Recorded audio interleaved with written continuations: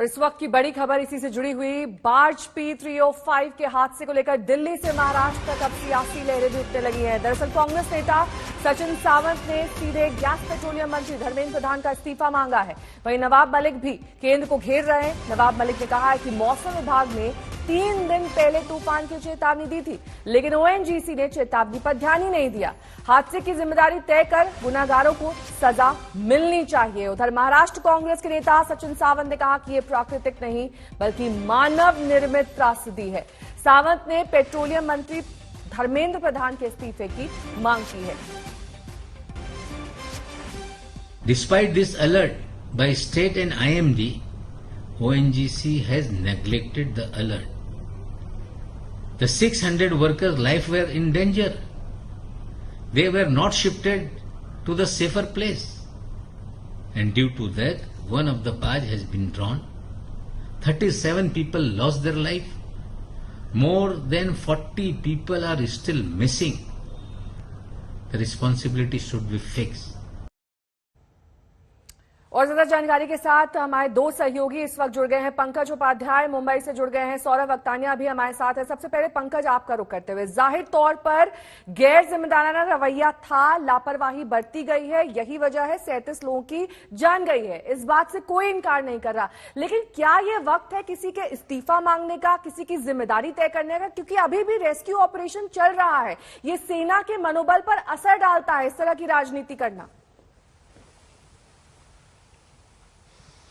बिल्कुल ठीक कहा आपने। अभी फोकस होना चाहिए सर्च एंड रेस्क्यू ऑपरेशन जो इस वक्त भी चल रहा है।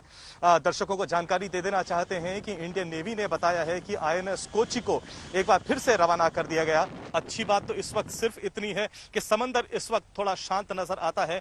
बीच समंदर में उतनी तेज हवाएं इस वक्त नहीं चल रही हैं, तो इंडियन नेवी कोस्ट गार्ड के साथ इस वक्त जो मिलकर सर्च एंड रेस्क्यू ऑपरेशन कर रहा है उसमें शायद इस वक्त उसको थोड़ी मदद जरूर मिलेगी। लेकिन इस वक्त इंडियन नेवी के अधिकारियों का भी कहना है कि कुछ लोग शायद उन्हें एज सर्वाइवर्स मिल जाएं। ये कह पाना उनके लिए बहुत मुश्किल है क्योंकि वक्त धीरे धीरे और ज्यादा बीतता जा रहा है। 17 मई को बार्ज P305 ने करीब 8:30 से 9 बजे के बीच में एक SOS दिया था। इंडियन नेवी का कहना है कि यूं तो बड़े शिप्स को रेडी होने में, ऑर्गेनाइज होने में, सेट सेल करने में 3 से 4 घंटे का वक्त लग जाता है, लेकिन साइक्लोनिक एक्टिविटी को देखते हुए वो पहले से ही तैयार था और 1 घंटे के अंदर ही अंदर यानी 10 बजे INS कोची सेट सेल कर गया। लेकिन 35 नॉटिकल माइल्स तक पहुंचते क्योंकि तेज हवाएं थी, समंदर बहुत ज्यादा उग्र था, इसलिए शाम को 4 बजे ही INS कोची उस साइट पर पहुंच सका और उसने अपना ऑपरेशन शुरू कर दिया। आज अभी इस वक्त भी ऑपरेशन चल रहा है। कोस्ट गार्ड की मदद ली जा रही है, इंडियन शिप्स वहां पर मौजूद हैं, सर्वेलेंस एयरक्राफ्ट्स वहां पर मौजूद हैं, हेलीकॉप्टर्स वहां पर मौजूद हैं। यानी INS ने अपनी पूरी यहां पर जितनी ताकत है वो झोंक दी है पता लगाने में क्या कोई सर्वाइवर्स मौजूद हैं या नहीं है। और ऐसे समय में जब इंडियन नेवी, कोस्ट गार्ड मानो उन्होंने अपनी पूरी माइट लगा दी है, यहां पर MVS सरकार है जो राजनीति करते थक नहीं रही। सौरभ वक्तानिया भी हमारे साथ जुड़े हैं। सौरभ, लगातार ये ऑपरेशन जारी है, 4 दिन बीत चुके हैं, कई चैलेंजेस, चुनौतियां पहले ही बताई जा चुकी हैं कि इस पूरे ऑपरेशन में आ रही है। अभी करंट स्टेटस क्या है? कुछ लोग अभी भी जिंदा हो सकते हैं, इस तरह की उम्मीद जाहिर की गई है।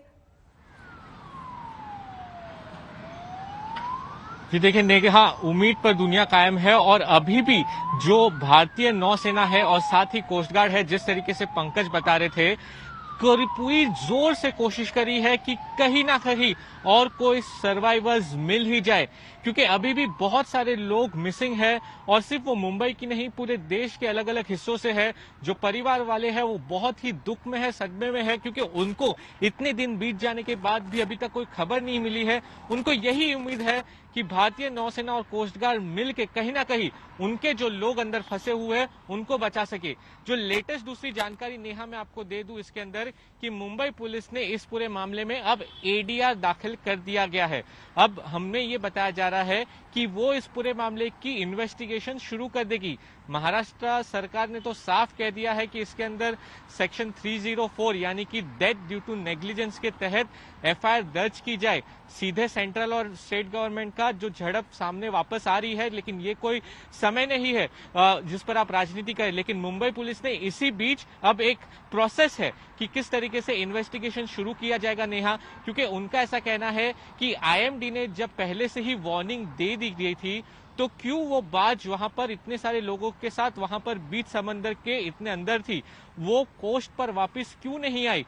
कहीं ना कहीं कुछ ना कुछ तो लूपहोल्स होगा कि इतने सारे लोगों को अपनी जान जोखिम में डालकर इस साइक्लोन तौते के बीच में रहना पड़ा। तो ये सबसे बड़ा जो पार्ट है जो इन्वेस्टिगेशन करना बहुत जरूरी है।